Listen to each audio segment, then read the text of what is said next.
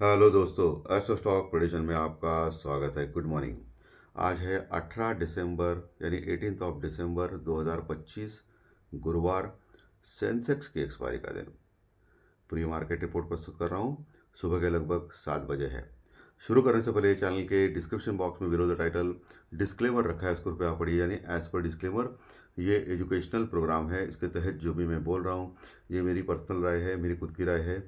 आपके प्रॉफिट या लॉस, लाभ या हानि के लिए मैं और मेरा चैनल जिम्मेदार नहीं रहेंगे, रिस्पॉन्सिबल नहीं रहेंगे। ये प्लीज़ नोट करके रखिए। मेरा एस्ट्रो स्टॉक प्रेडिक्शन चैनल केवल और केवल सिर्फ और सिर्फ यूट्यूब पे ही अवेलेबल है, बाकी कहीं भी नहीं। ये भी नोट करके रखिए। और किसी भी इन्वेस्टमेंट या ट्रेडिंग के पहले शेयर मार्केट में आप किसी अच्छे फाइनेंशियल एडवाइजर से कंसल्ट कर सकते हो, एडवाइस ले सकते हो, ताकि आपको लॉस ना हो। चलिए दोस्तों, शुरू करेंगे। सो दोस्तों, कल अमेरिकन मार्केट लगभग 230 पॉइंट 230 पॉइंट माइनस में क्लोज हो गया। अमेरिकन मार्केट जो रिसेंटली ऑल टाइम हाई लगाया था वहाँ से काफ़ी गिर चुके हैं। और अभी एक अच्छी बात है कि डाउ फ्यूचर जो है सुबह सुबह वो प्लस में चल रहे हैं, 70-80 पॉइंट प्लस में चल रहे हैं। एक अच्छी बात है। लेकिन वही खेल है एशियन मार्केट में। जापान का मार्केट लगभग 500 पॉइंट माइनस में चल रहा है। यानी जापान का मार्केट बहुत ख़राब चल रहा है एशियन मार्केट में। उसकी अपनी खुद की वजह से जो इंटरेस्ट रेट यानी ब्याज दरों में बढ़ोतरी, क्योंकि सभी वर्ल्ड में ब्याज दरें घटा रहे लोग, लेकिन जापान में उल्टा चल रहा है, ब्याज दर में बढ़ोतरी के संकेत है।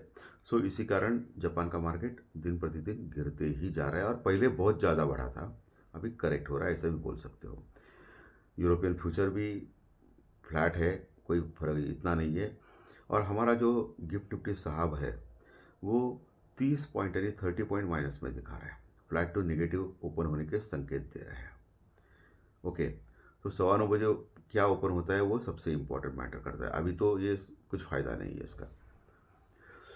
ब्रेंट क्रूड ऑयल जो $59 के नीचे आ गया था, $59 के आसपास आ गया था 2-3 दिन पहले, अभी फिर से $61 के आसपास जाने की तैयारी कर रहा है। तो ब्रेंट क्रूड ऑयल 2-4 दिन के लिए सिर्फ आया था नीचे, फिर से $61 के आसपास पहुंच रहा है। पुट कॉल रेशो जो है निफ्टी का वो अभी 0.77 हो चुका है, यानी काफ़ी नीचे आ गया है। ये ओवरसोल्ड कंडीशन में है निफ्टी। यानी निफ्टी में एक बाउंस बैक नीचे के लेवल से आ सकता है, ये आपको ध्यान में रखना है। एज पर टेक्निकल में बोल रहा हूँ, क्योंकि पुट कॉल रेशो काफ़ी नीचे है 0.77। सो नीचे के लेवल पे आपको जो पुट लेने वाले हैं या कॉल राइटर्स है उनको सावधान रहना है। वहाँ से नीचे से बाउंस बैक आ सकता है मार्केट, और मार्केट ऊपर आ सकता है, ये आपको ध्यान में रखना है। भले ऊपर से फिर नीचे आए मार्केट, लेकिन नीचे से एक बार के लिए मार्केट को ऊपर आ सकता है, ऐसा संकेत पुट कॉल रेशो दे रहा है। इंडिया विक्स भी वही संकेत दे रहा है। इंडिया विक्स डर का इंडेक्स कल 2% गिरा था और अभी 9.80 के आसपास पहुंचा, यानी 10 के नीचे का, यानी काफ़ी कम हो गया है इंडिया विक्स। यानी ऑप्शंस के प्रीमियम बहुत घट गए हैं, और इसीलिए कॉल राइटर पुट राइटर को भी इतना कुछ फर्क नहीं पड़ रहा है, फ़ायदा नहीं हो रहा है। सॉरी, फर्क नहीं पड़ रहा है यानी फ़ायदा नहीं हो रहा है। सो 10 के नीचे का जो इंडिया विक्स होता है वो इंडिकेट क्या करता है कि मार्केट में कभी भी बड़ा मूवमेंट आ सकता है।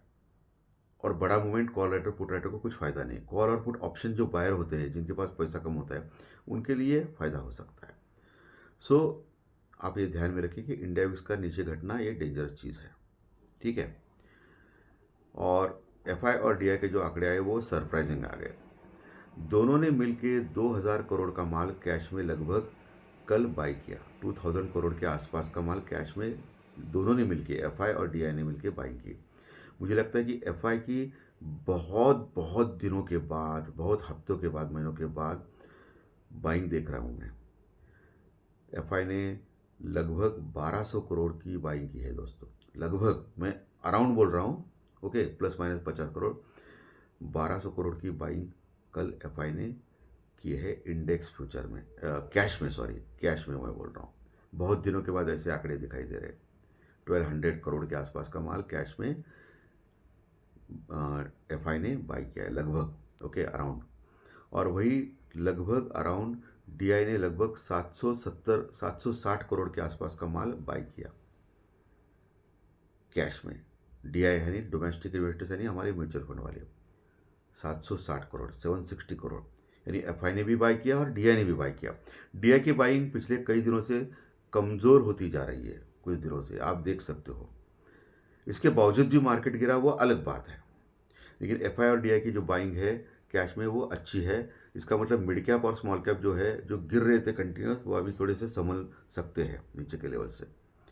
लेकिन इंडेक्स फ्यूचर में वही है, एफ आई की अभी भी शॉर्ट पोजीशन बनी हुई है। एफ आई अभी लगभग 90% के आसपास, 89 to 90% के आसपास शॉर्ट पोजीशन बनाया हुआ है इंडेक्स फ्यूचर में, और लॉन्ग उसके सिर्फ 10-11% है। यानी अभी भी एफ आई के पास बहुत सारा माल है जो शॉर्ट में पड़ा है, जो कवर नहीं कर रहे हैं मार्केट में। क्योंकि ट्रेड डील तो अभी, जब तक ये रशिया यूक्रेन का मसला हल नहीं होता है तब तक ये ट्रेड डील का होना थोड़ा सा मुमकिन नहीं है, ऐसा मुझे लग रहा है। पर्सनली मैं बोल रहा हूँ, होने के लिए कुछ भी हो सकता है। क्योंकि जो एडिशनल 25% जो टेरिफ जो लगाया था इंडिया के ऊपर, भारत ने, अमेरिका ने भारत के ऊपर, वो इसलिए लगाया था कि रशिया से हम लोग तेल लेते हैं, और हम लोगों ने रशिया से तेल लेना बंद नहीं किया है। और इससे क्या हो रहा है कि रशिया और यूक्रेन का अभी भी वॉर चल रहा है। एज़ पर अमेरिका हम लोग ले रहे तेल, इसके लिए पैसा मिल रहा है रशिया को, और रशिया यूक्रेन से लड़ रहा है। तो जब तक ये रशिया यूक्रेन का कोई मसला नहीं आता है, या भारत रशिया से तेल लेना बंद नहीं करता है, तब तक ये एडिशनल 25% टेरिफ मुझे नहीं लगता है कि हटाएगा अमेरिका। तो ट्रेड डील काहे का होगा? ओके, ट्रेड डील होगा वो अलग चीज़ों का होगा, ऐसा मुझे पर्सनल ओपिनियन लग रहा है। पर्सनली लग रहा है, मैं गलत भी हो सकता हूँ। सो ये एक हैंगओवर है हमारे इंडियन स्टॉक मार्केट के ऊपर कि अमेरिका और भारत के बीच में ट्रेड डील कब होगा, और इसी के लिए एफ आई अभी तक शॉर्ट बनी हुई है, शॉर्ट में पोजीशन रखी हुई है। ये चीज़ आपको समझना चाहिए। बाकी आज के सत्र में मुझे लगता है कि बैंक निफ्टी के ऊपर आपको वॉच रखना है। बैंक निफ्टी में कुछ दिनों से एक साइडवेज मूवमेंट चल रहा है, और बहुत दिनों से साइडवेज मूवमेंट अगर किसी क्षेत्र में चलता है तभी मार्केट में वो क्षेत्र चमकता है। ओके या बड़ा मूवमेंट आता है दोनों तरफ से। तो बैंक निफ्टी आप देख सकते हो आज। दूसरा जो डॉलर इंडेक्स जो है वो अभी भी 98 के पास है, इंडियन रुपीज़ भी 91 के नीचे है। ओके, वो शॉर्ट यही है। सो बैंक निफ्टी, और दूसरा मुझे लगता है कि मेटल सेक्टर, तीसरा लगता है मुझे एफएमसीजी, ये, और फार्मा सबसे इम्पोर्टेंट।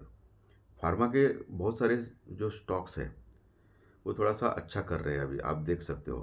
पिछले कुछ दिनों से फार्मा काम कर रहा है अच्छा। सो फार्मा सेक्टर में भी एक मूवमेंट आने की संभावना है आने वाले दिनों में। ओके, सो फार्मा सेक्टर भी एक इंटरेस्टिंग सेक्टर हो सकता है, ये मेरा अनुमान है, अच्छा ऐसा लग रहा है मुझे। ठीक है, सो इन सेक्टर के ऊपर आपको वॉच कर सकते हैं, आप आजकल देख सकते हो मार्केट में क्या मूवमेंट आ सकता है। ठीक है, चलिए अभी लेवल्स के ऊपर आते हैं। सो निफ्टी कल के सत्र में, बीते हुए कल के सत्र में 40 पॉइंट लगभग माइनस में क्लोज हो गया था, 25,820 के पास, 25,820 के पास। नीचे 25,700 750 स्ट्रॉन्ग सपोर्ट रहेगा निफ्टी में, 25,700 750। जब तक 25,700 का लेवल टूटता नहीं तब तक डरने वाली बात नहीं, बाय ऑन डिप रहेगा। 700 का लेवल टूट गया, 25,700 का लेवल, तो बड़ी गिरावट हो सकती है। ऊपर 25,950 से लेकर 26,050, 25,950 से लेकर 26,050 एक बड़ा रजिस्टेंस यानी रुकावट का लेवल रहेगा आज के सत्र के लिए निफ्टी में। वहाँ प्रॉफिट बुकिंग होकर फिर नीचे आने का खतरा है। वहाँ कॉल राइटर्स यानी मंदी करने वाले लोग हैं। जैसे ही 26,050 के ऊपर जाता है तो, और टिकता है, तो बड़ी शॉर्ट कवरिंग है, 26,050 के ऊपर बड़ी शॉर्ट कवरिंग रैली आ सकते हैं निफ्टी में, जो 26,150, 26,200, 26,150, 26,200 तक जा सकता है मार्केट यानी निफ्टी। वही बैंक निफ्टी कल के सत्र में लगभग 120 पॉइंट माइनस में क्लोज हो गया था, 110 पॉइंट माइनस में क्लोज हो गया था, लगभग 110 पॉइंट माइनस में लगभग क्लोज हो गया था bank Nifty, 107 point approximately. So bank Nifty close हो गया था 59,000 के नीचे, 58,930 के पास, 58,930 के पास। नीचे 58,800 का एक स्ट्रॉन्ग सपोर्ट है जो पिछले कई दिनों से होल्ड कर रहा है बैंक निफ्टी, वहाँ 58,800 का, वो सपोर्ट टूटना नहीं चाहिए। 58,800 का अगर सपोर्ट टूटता है बैंक निफ्टी में तो बैंक निफ्टी 58,500-600 तक जा सकता है, 58,500-600 तक जा सकता है, फिर कमज़ोर हो सकता है। जहाँ पुट राइटर्स है 58,500-600 के पास, वहाँ एक थोड़ा सा सपोर्ट मिल सकता है, उसके नीचे फिर बैंक निफ्टी बहुत ख़राब हो सकता है। ऊपर का लेवल 59,200-300 रजिस्टेंस रुकआउट लेवल रह सकता है आज के लिए, 59,200 300, उसके ऊपर 59,500 600 यानी 59,500 600 एक रेजिस्टेंस रिकॉर्ड लेवल रह सकता है बैंक निफ्टी में। सो लेवल्स मैंने बता दिया है, support resistance Nifty bank Nifty के जो भी टेक्निकल है सब कुछ मैंने बता दिया है। सो दोस्तों आशा करता हूँ आज का सत्र आपको अच्छा लगा रहेगा। अच्छा लगा तो लाइक दबाइए, कमेंट बॉक्स में कमेंट लिखिए और जो नए दर्शक पहली बार चैनल देख रहे हैं वो सब्सक्राइब का बटन जरूर दबाएं ताकि आपको आने वाले सभी वीडियो इसी चैनल के ऊपर सिर्फ और सिर्फ यूट्यूब के ऊपर जरूर देखने मिले। धन्यवाद, फिर मिलेंगे। Thank you very much.